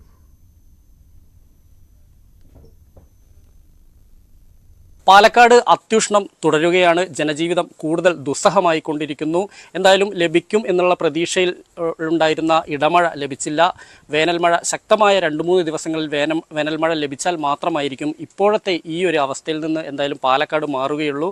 കാരണം രാവിലെ മുതൽ തന്നെ രാത്രിയിലെല്ലാം തന്നെ 30 ഡിഗ്രിക്ക് മുകളിലാണ് ചൂട് അനുഭവപ്പെടുന്നത്. ഇതുകൊണ്ട് തന്നെ ആളുകൾക്ക് പലപ്പോഴും ഉറങ്ങാൻ പറ്റാത്ത ഒരു സ്ഥിതിവിശേഷമുണ്ട്. കഴിഞ്ഞ ദിവസങ്ങളിൽ ആളുകൾ വീടിന് പുറത്തിറങ്ങിയൊക്കെ ആളുകൾ മണിക്കൂറുകളോളം ചെലവഴിക്കുന്ന അവസ്ഥയിലേക്ക് കാര്യങ്ങൾ പോകുന്നു. അതുപോലെ തന്നെ ടെറസിന് മുകളിൽ അന്തി ഉറങ്ങേണ്ട അവസ്ഥ, വീടിന് പുറത്ത് അന്തി ഉറങ്ങേണ്ട അവസ്ഥ, ഇങ്ങനെ പാലക്കാടുകാരുടെ ജീവിതം കൂടുതൽ ദുസ്സഹമായി കൊണ്ടിരിക്കുകയാണ്.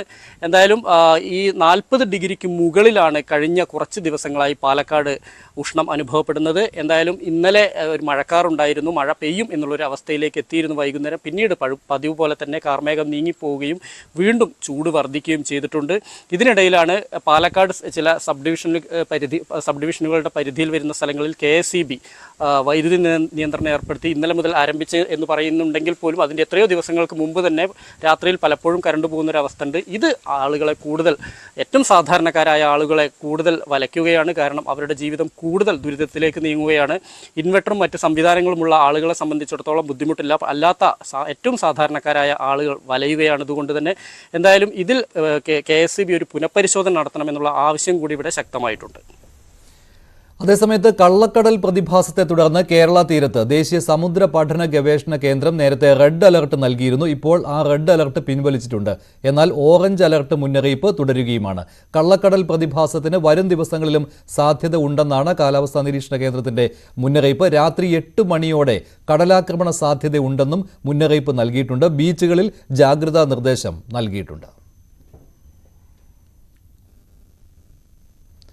ലോക്സഭാ തെരഞ്ഞെടുപ്പിലെ UDFന്റെ പ്രകടനം കോൺഗ്രസ് വിലയിരുത്തുകയാണ്. KPCC യോഗം ഇപ്പോഴും ചേരുകയാണ്. തിരുവനന്തപുരത്ത് ഇന്ദിരാഭവനിലാണ് യോഗം ചേരുന്നത്. ആക്ടിംഗ് പ്രസിഡന്റ് MM ഹസന്റെ അധ്യക്ഷതയിലാണ് യോഗം നടക്കുന്നത്. കൂടുതൽ വിവരങ്ങൾ ഡാൻ കുര്യൻ നൽകും. തീപാറിയ പ്രചാരണത്തിനും പോരാട്ടത്തിനും ശേഷം തെരഞ്ഞെടുപ്പിൽ കോൺഗ്രസിന്റെ പ്രകടനം എങ്ങനെയായിരുന്നു എന്ന കാര്യത്തിൽ കൃത്യമായ വിലയിരുത്തൽ നടത്തുന്നതിന് വേണ്ടിയാണ് KPCCയുടെ നേതൃയോഗം, വിശാല നേതൃയോഗം ഇന്ദിരാഭവനിൽ പുരോഗമിച്ചുകൊണ്ടിരിക്കുന്നത്. കേരളത്തിന്റെ ചുമതലയുള്ള ജനറൽ സെക്രട്ടറി ദീപാദാസ് മുൻഷി അടക്കമുള്ള പ്രമുഖ നേതാക്കളെല്ലാം ഈ യോഗത്തിൽ പങ്കെടുക്കുന്നുണ്ട്. KPCCയുടെ ആക്ടിംഗ് പ്രസിഡന്റായ MM ഹസന്റെ അധ്യക്ഷതയിലാണ് യോഗം പുരോഗമിച്ചുകൊണ്ടിരിക്കുന്നത്.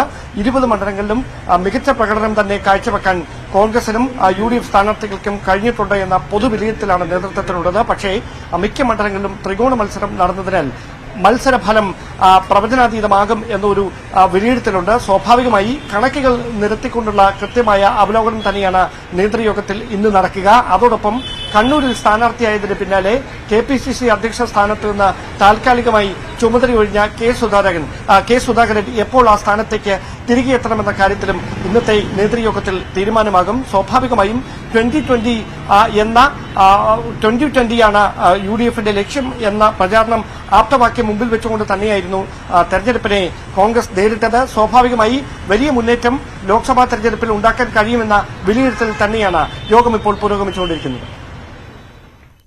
ലോക്സഭാ തെരഞ്ഞെടുപ്പിൽ കോൺഗ്രസിന്റെ ഒരു സ്ഥാനാർത്ഥി കൂടി പിന്മാറി. ഒഡീഷയിലെ പുരി ലോക്സഭാ മണ്ഡലത്തിലാണ് കോൺഗ്രസ് സ്ഥാനാർത്ഥിയുടെ പിന്മാറ്റം. സുചാരിത മൊഹന്തി എന്ന സ്ഥാനാർത്ഥിയാണ് പിന്മാറിയത്. തെരഞ്ഞെടുപ്പ് പ്രചാരണത്തിന് ആവശ്യമായ പണമില്ലെന്ന് ചൂണ്ടിക്കാട്ടിയാണ് ഈ പിന്മാറ്റം. കൂടുതൽ വിവരങ്ങളുമായി ER രാകേഷ് ചേരുകയാണ് ന്യൂസ് ഡെസ്കിൽ നിന്ന്. രാകേഷ്, ഇപ്പോൾ സൂറത്തിൽ സംഭവിച്ചു, ഇൻഡോറിൽ സംഭവിച്ചു, ഇപ്പോൾ പുരിയിൽ മൂന്നാമത്തെ കോൺഗ്രസ് സ്ഥാനാർത്ഥിയാണല്ലോ ഇങ്ങനെ പിന്മാറുന്നത്. ഇത്തവണ പക്ഷേ കൂറുമാറ്റമല്ല വന്നിരിക്കുന്നത്, പകരം പ്രചാരണത്തിന് പണമില്ല എന്നതാണല്ലോ. ഈ മൊഹന്തി തന്നെ നേരത്തെ എൻ്റെ കയ്യിൽ പ്രചാരണത്തിന് പണമില്ല, സഹായിക്കണം എന്നാവശ്യപ്പെട്ടുകൊണ്ട് സാമൂഹ്യ മാധ്യമങ്ങളിൽ പരസ്യം നൽകിയിരുന്നതല്ലേ? അങ്ങനെ ക്രൗഡ് ഫണ്ടിങ്ങിന് ശ്രമിച്ചതുമാണല്ലോ. ഇപ്പോൾ എന്തുപറ്റി? എന്താണ് അവരുടെ വിശദീകരണം? മഞ്ജുഷ, 4 ഘട്ടമായാണ് ഒഡീഷയിൽ വോട്ടെടുപ്പ് നടക്കുന്നത്. ഇതിൽ പുരി ലോക്സഭാ മണ്ഡലത്തിൽ 3ാം ഘട്ടത്തിൽ, അതായത് മെയ് 25-നാണ് വോട്ടെടുപ്പ്. ഇവിടെ പത്രികാ സമർപ്പണത്തിനുള്ള അവസാന ദിവസം തിങ്കളാഴ്ചയാണ്. ഇതിന് തൊട്ട് മുൻപാണ് ഇപ്പോൾ കോൺഗ്രസ് നേതൃത്വം പ്രഖ്യാപിച്ച സ്ഥാനാർത്ഥി സുചാരിത മൊഹന്തി താൻ തെരഞ്ഞെടുപ്പിൽ നിന്ന് പിൻവാങ്ങുന്നുവെന്ന് ഇപ്പോൾ വ്യക്തമാക്കിയിട്ടുള്ളത്. അതിനവർ കാരണമായി പറയുന്നത് പ്രചാരണത്തിന് ഫണ്ടില്ല എന്നുള്ളതാണ്. ഇക്കാര്യം പാർട്ടിയെ പലതവണ അറിയിച്ചു. പാർട്ടിയുടെ ചുമതലയുള്ള ഒഡീഷയുടെ ചുമതലയുള്ള അജയ് കുമാറിനെ അറിയിച്ചു. അപ്പോൾ അജയ് കുമാർ ഇതിന് മറുപടി നൽകിയത് സ്വന്തം നിലയ്ക്ക് ഫണ്ട് കണ്ടെത്തൂ എന്ന പ്രതികരണം അദ്ദേഹത്തിൻ്റെ ഭാഗത്തുനിന്നുണ്ടായി. അതുകൊണ്ട് തന്നെ ഫണ്ട് കണ്ടെത്താനായി ഇത്തരത്തിൽ ഫണ്ട് സമാഹരണമടക്കം സാമൂഹ്യ മാധ്യമങ്ങൾ വഴി ക്യാമ്പയിൻ അടക്കം നടത്തിയിരുന്നു. മാത്രവുമല്ല, പ്രചാരണത്തിന് ചെലവ് പരമാവധി കുറച്ചു. എന്നിട്ടും ഒരു കാര്യവും ഉണ്ടായില്ല. ഫണ്ടില്ലാത്ത സാഹചര്യം തന്നെ അത് ക്യാമ്പയിനെ തന്നെ, പ്രചാരണത്തെ തന്നെ വലിയ രീതിയിൽ പ്രതിസന്ധിയാക്കിയിരിക്കുകയാണ്. ഇതേ തുടർന്നാണ് തൻ്റെ പിന്മാറ്റം എന്നാണ് ഇപ്പോൾ അവർ വ്യക്തമാക്കിയിരിക്കുന്നത്. മാത്രവുമല്ല, പുരി ലോക്സഭാ മണ്ഡലത്തിന് കീഴിൽ 7 നിയമസഭാ മണ്ഡലങ്ങൾ വരുന്നുണ്ട്. അവിടെ ചില സ്ഥാനാർത്ഥികളെ മാറ്റണമെന്ന ആവശ്യം കൂടി അവർ മുന്നോട്ട് വെച്ചു. കാരണം അവിടെ ലോക്സഭാ തെരഞ്ഞെടുപ്പിനൊപ്പം തന്നെയാണ് നിയമസഭാ തെരഞ്ഞെടുപ്പ് കൂടി നടക്കുന്നത്. അപ്പോൾ ചില സ്ഥാനാർത്ഥികളെ മാറ്റണമെന്നൊരു ആവശ്യം സുചാരിത മൊഹന്തി പാർട്ടിക്ക് മുമ്പാകെ വെച്ചിരുന്നു. അക്കാര്യവും അംഗീകരിക്കപ്പെട്ടില്ല. ഇതിന് പിന്നാലെയാണ് ഇപ്പോൾ പിന്മാറ്റം ഉണ്ടായിരിക്കുന്നത്. പുരിയിൽ കോൺഗ്രസിന്റെ സ്ഥാനാർത്ഥി പിന്മാറിയാലും അവിടെ മത്സരം ഒഴിവാക്കുവാൻ കഴിയില്ലല്ലോ. അവിടെ BJP സ്ഥാനാർത്ഥിക്ക് പുറമെ മറ്റ് സ്ഥാനാർത്ഥികളുണ്ടല്ലോ. BJDയുടെ സ്ഥാനാർത്ഥിയും അവിടെ ഉള്ളതല്ലേ? മഞ്ജുഷ, തീർച്ചയായും. കാരണം അത് BJDയുടെ സിറ്റിംഗ് സീറ്റാണ്. കഴിഞ്ഞ തവണ അവിടെ പിനാക്കി ശർമ്മയാണ് വിജയിച്ചിരുന്നത്. സുപ്രീം കോടതി അഭിഭാഷകനാണ് പിനാക്കി ശർമ്മ. ഇത്തവണ അദ്ദേഹം മത്സരരംഗത്തില്ല. പകരം പുതിയ സ്ഥാനാർത്ഥിയെ BJD കളത്തിറക്കിയിട്ടുണ്ട്. BJP സ്ഥാനാർത്ഥിയായി ഇത്തവണയും മത്സരിക്കുന്നത് BJPയുടെ ദേശീയ വക്താവായ സംബീത് പാത്രയാണ്. കഴിഞ്ഞ തവണ സംബീത് പാത്ര തന്നെയാണ് അവിടെ മത്സരിക്കുകയും പരാജയപ്പെടുകയും ചെയ്തത്. അപ്പോൾ ഇത്തവണ ഏതായാലും അവിടെ മത്സരമില്ല എന്ന് പറയാനാകില്ല, അവിടെ മത്സരമുണ്ട്. ഒപ്പം തന്നെ കോൺഗ്രസിന് ഇപ്പോഴും സ്ഥാനാർത്ഥിയെ പ്രഖ്യാപിക്കാനുള്ള സമയവുമുണ്ട്. കാരണം പത്രികാ സമർപ്പണത്തിനുള്ള സമയം തിങ്കളാഴ്ച വരെ അവശേഷിക്കുന്ന സാഹചര്യത്തിൽ സുചാരിത മൊഹന്തി പിന്മാറിയെങ്കിലും പുതിയ സ്ഥാനാർത്ഥിയെ കോൺഗ്രസ് പ്രഖ്യാപിക്കാൻ തന്നെയാണ് സാധ്യത. പക്ഷേ മഞ്ജുഷ് നേരത്തെ സൂചിപ്പിച്ച പോലെ തന്നെ നേരത്തെ ഗുജറാത്തിൽ സൂറത്തിൽ നമ്മൾ കണ്ടതാണ്. അവിടെ സ്ഥാനാർത്ഥി പത്രിക തള്ളിയോടുകൂടി BJP സ്ഥാനാർത്ഥി എതിരില്ലാതെ തെരഞ്ഞെടുക്കുന്ന സാഹചര്യമുണ്ടായി. ഇൻഡോറിൽ പാർട്ടി പ്രഖ്യാപിച്ച സ്ഥാനാർത്ഥി തന്നെ BJPയിൽ ചേരുന്ന സാഹചര്യം ഉണ്ടായില്ല. അതിന് തൊട്ട് പിന്നാലെയാണ് ഇപ്പോൾ ഫണ്ടില്ല എന്നാരോപിച്ചുകൊണ്ട് സ്ഥാനാർത്ഥി രംഗത്ത് വരുന്നത് എന്നത് കോൺഗ്രസിനെ സംബന്ധിച്ച് തിരിച്ചടി തന്നെയാണ്. ശരി രാകേഷ്, മറ്റ് രണ്ടിടങ്ങളിലും പിന്മാറിയതുപോലെയല്ല, ഇവിടെ പ്രചാരണത്തിന് പണമില്ല എന്ന് പറഞ്ഞുകൊണ്ടാണ് കോൺഗ്രസ് സ്ഥാനാർത്ഥി മത്സരത്തിൽ നിന്ന് പിന്മാറിയത്. പക്ഷേ കോൺഗ്രസിന് പുരിയിൽ സ്ഥാനാർത്ഥിയെ നിർണ്ണയിക്കുവാനുള്ള സമയം ബാക്കിയുണ്ട്. കർണാടകത്തിൽ പ്രജ്വൽ രേവണ്ണയ്ക്കെതിരെ വീണ്ടും ബലാത്സംഗ പരാതി. പ്രജ്വൽ തോക്കു ചൂണ്ടി ഭീഷണിപ്പെടുത്തി ബലാത്സംഗത്തിന് ഇരയാക്കിയെന്നും ദൃശ്യങ്ങൾ പകർത്തിയെന്നുമാണ് JDSന്റെ പ്രാദേശിക നേതാവ് പരാതി നൽകിയത്. വിദ്യാർത്ഥികളുടെ ഹോസ്റ്റൽ പ്രവേശനവുമായി ബന്ധപ്പെട്ട ഒരു കാര്യത്തിന് ഓഫീസിൽ പോയപ്പോഴായിരുന്നു ആദ്യം പീഡിപ്പിച്ചത്. വിവരം പുറത്തു പറഞ്ഞാൽ ഭർത്താവിനെയും തന്നെയും കൊല്ലുമെന്ന് ഭീഷണിപ്പെടുത്തിയതായും പരാതിയിൽ പറയുന്നുണ്ട്. 3 വർഷത്തോളം പീഡനം തുടർന്നതായും പരാതിയിൽ പറയുന്നു.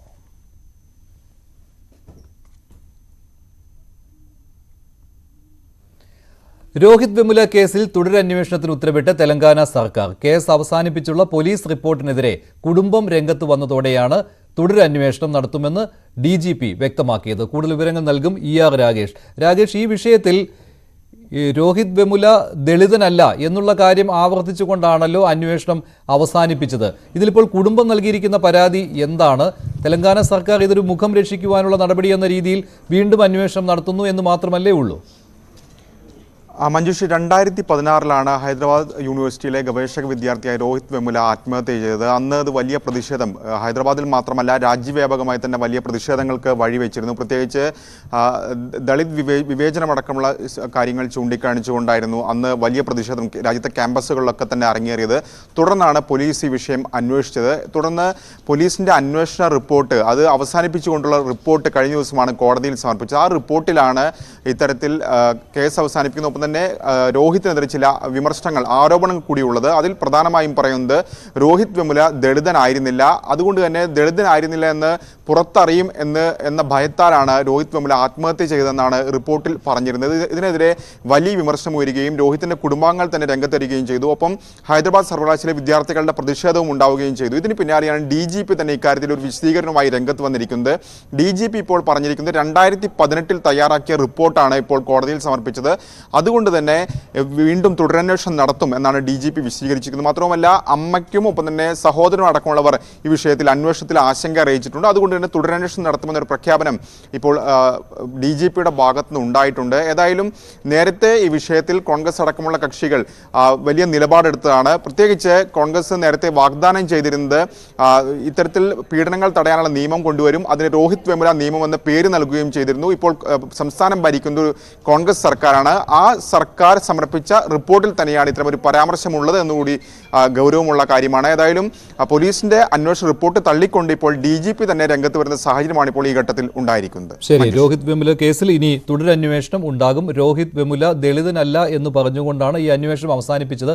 അതുമൂലമുണ്ടായ ചില ബുദ്ധിമുട്ടുകൾ ഒക്കെ രോഹിതിനെ ആത്മഹത്യയിലേക്ക് നയിച്ചിട്ടുണ്ട് എന്നുള്ള കാര്യമായിരുന്നു പോലീസിന്റെ അന്വേഷണ റിപ്പോർട്ടിൽ ഉണ്ടായിരുന്നത്. ഈ റിപ്പോർട്ടാണ് ഇപ്പോൾ സർക്കാർ തള്ളിയത്. DGP പുനരന്വേഷണത്തിന് ഉത്തരവിട്ടിരിക്കുകയാണ്.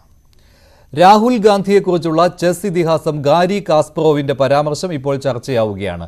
ചെസ്സും രാഷ്ട്രീയവും തമ്മിലുള്ള സാമ്യത്തെക്കുറിച്ചുള്ള രാഹുലിന്റെ പരാമർശത്തിന് കാസ്പറോവ് മറുപടി പറഞ്ഞതോടെയാണ് ഈ വിഷയം ചർച്ചയിലാകുന്നത്. ഗാരി കാസ്പറോവാണ് പ്രിയപ്പെട്ട ചെസ് കളിക്കാരനെന്ന് പറഞ്ഞ രാഹുൽ താൻ രാഷ്ട്രീയക്കാർക്കിടയിലെ ഏറ്റവും മികച്ച ചെസ് കളിക്കാരനാണെന്നും പറഞ്ഞിരുന്നു. എന്നാൽ ആദ്യം റായ്ബറേലിയിൽ ജയിക്കൂ, എന്നിട്ടാകാം ചെസ് മത്സരത്തിലെ മികവ് കാട്ടൽ എന്നായിരുന്നു കാസ്പറോവിന്റെ പ്രതികരണം. ഇത് തമാശ രൂപേണ പറഞ്ഞതാണെന്നും അങ്ങനെ തന്നെ അതിനെ കാണണമെന്നും കാസ്പറോവ് വ്യക്തമാക്കിയിട്ടുണ്ട്.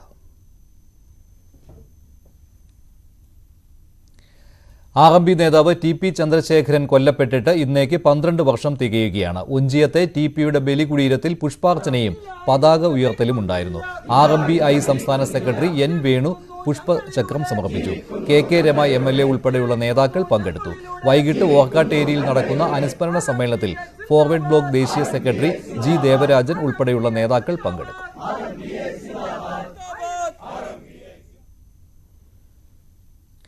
താനൂർ കസ്റ്റഡി മരണക്കേസിൽ CBIയുടെ അന്വേഷണം അറസ്റ്റിലേക്ക് കടക്കുകയാണ്. 4 പോലീസുകാരെയാണ് CBI അറസ്റ്റ് ചെയ്തത്. താമീർ ജിഫ്രി കസ്റ്റഡി മരണക്കേസിൽ പ്രതികളായ 4 പോലീസുകാരാണ് അറസ്റ്റിലായിട്ടുള്ളത്. കൂടുതൽ വിവരങ്ങൾ ജിഷാദ് വളാഞ്ചേരി നൽകും. ജിഷാദ്, നേരത്തെ ഈ ആരോപണ വിധേയരായിരുന്ന അതേ പോലീസുകാർ തന്നെയാണോ ഇപ്പോൾ CBIയുടെ അറസ്റ്റിലായിരിക്കുന്നത്? മഞ്ജുസ്, താനൂർ കസ്റ്റഡി മരണക്കേസിൽ 4 പോലീസുകാരെയാണ് അറസ്റ്റ് ചെയ്തത് CBI. താമീർ ജിഫ്രി കസ്റ്റഡി മരണക്കേസിൽ പ്രതികളായ അതേ പോലീസുകാരെ 4 പോലീസുകാരാണ് ഇന്ന് അറസ്റ്റിലായിട്ടുള്ളത്. Senior civil police officer Jinesh, അതുപോലെ തന്നെ CPO Albin Augustine, CPO Abhimanyu, Tirurangadi സ്റ്റേഷനിലെ വിപിൻ എന്നിവരാണ് അറസ്റ്റിലായത്. 2023 ഓഗസ്റ്റ് 1 ലഹരി വസ്തുക്കളുമായി അറസ്റ്റിലായ താമീർ ജിഫ്രിയെ പോലീസ് കസ്റ്റഡിയിലെടുക്കുന്നത്. പോലീസുകാരെ കണ്ട് ലഹരി വസ്തുക്കൾ വിഴുങ്ങിയതാണ് മരണകാരണമെന്നായിരുന്നു പോലീസിന്റെ വാദം. എന്നാൽ ഇതിനു പുറമെ മർദ്ദനവും മരണകാരണമായെന്ന് പോലീസ് പോസ്റ്റ്മോർട്ടം റിപ്പോർട്ട് വരുന്നുണ്ടായിരുന്നു.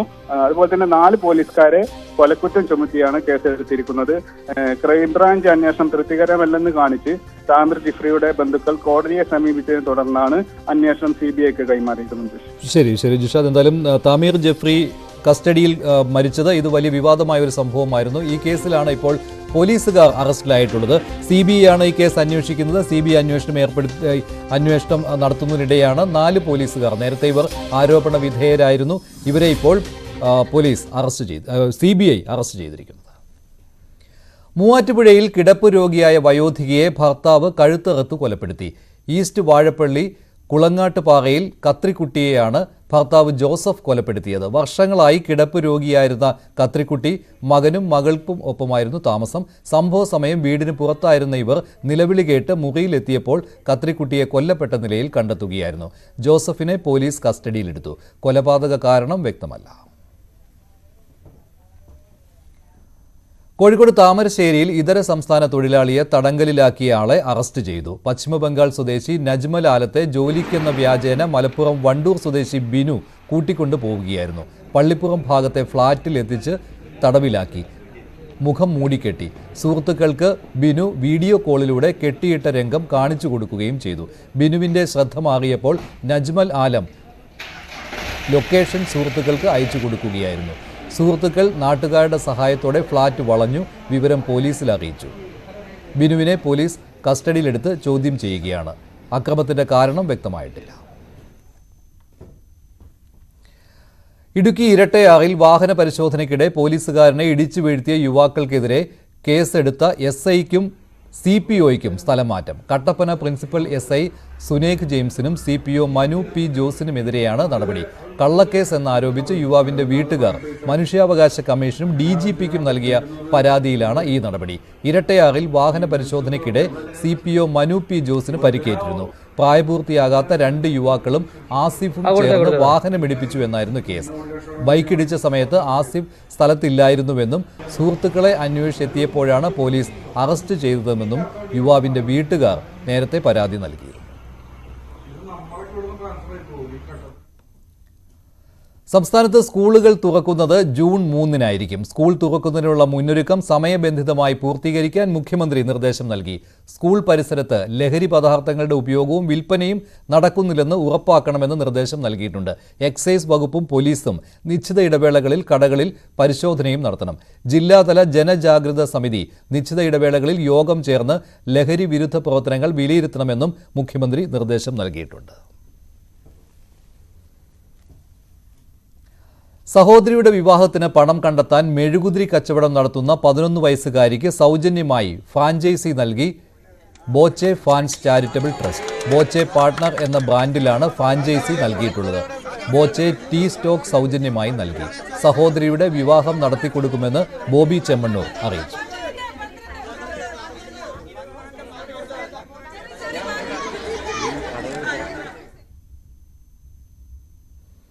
ബിരുദധാരികൾക്ക് തൊഴിലധിഷ്ഠിത കോഴ്സുകൾക്കുള്ള അഡ്മിഷൻ തുടങ്ങി Adi group of institutions.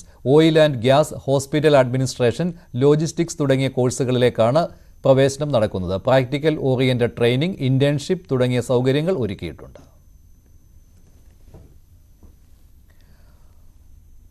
MyG ഫ്യൂച്ചറിന്റെ പുതിയ ഷോറൂം കണ്ണൂർ താണയിൽ പ്രവർത്തനം തുടങ്ങി. മഞ്ജു വാര്യർ, ടൊവിനോ തോമസ് എന്നിവരാണ് ഷോറൂമിന്റെ ഉദ്ഘാടനം നിർവഹിച്ചത്. മൈജിയുടെ സൗത്ത് ഇന്ത്യയിലെ ഏറ്റവും വലിയ ഷോറൂമാണ് ഇത്. ഉൽപ്പന്നങ്ങൾ ഉപഭോക്താവിന്റെ മുന്നിൽ വെച്ച് പ്രവർത്തിപ്പിച്ച് പ്രവർത്തനക്ഷമത നേരിട്ട് കണ്ട് ഷോപ്പ് ചെയ്യാവുന്ന കേരളത്തിലെ ആദ്യ ഷോറൂം കൂടിയാണ് കണ്ണൂരിലെ മൈജി ഫ്യൂച്ചർ.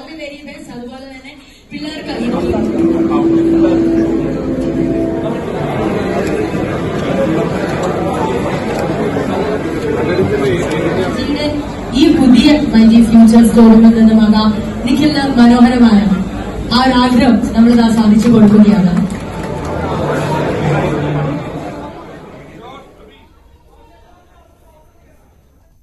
ISL 10ാം സീസണിലെ ചാമ്പ്യന്മാർ ആരെന്ന് ഇന്നറിയാം. നിലവിലെ ചാമ്പ്യന്മാരായ മോഹൻ ബഗാൻ സൂപ്പർ ജയൻസും മുംബൈ സിറ്റി FCയും തമ്മിലാണ് ഫൈനൽ പോരാട്ടം. ഇത്തവണത്തെ ISL ഷീൽഡ് ജേതാക്കൾ കൂടിയായ ബഗാന്റെ തട്ടകമായ കൊൽക്കത്ത സോൾട്ട് ലേക്ക് സ്റ്റേഡിയത്തിൽ രാത്രി 7:30-ക്കാണ് കളി തുടങ്ങുന്നത്.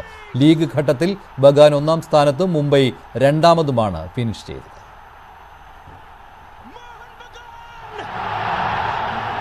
Again, Voitis was interested.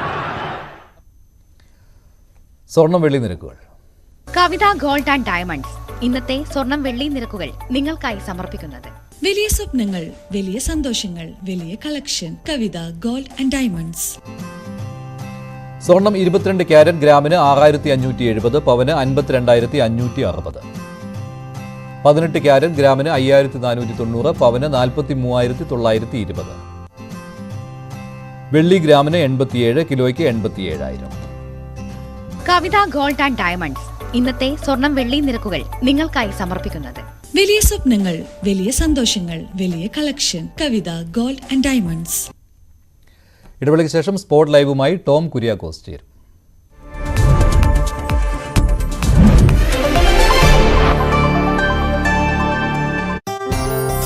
ജില്ലാ കലക്ടർ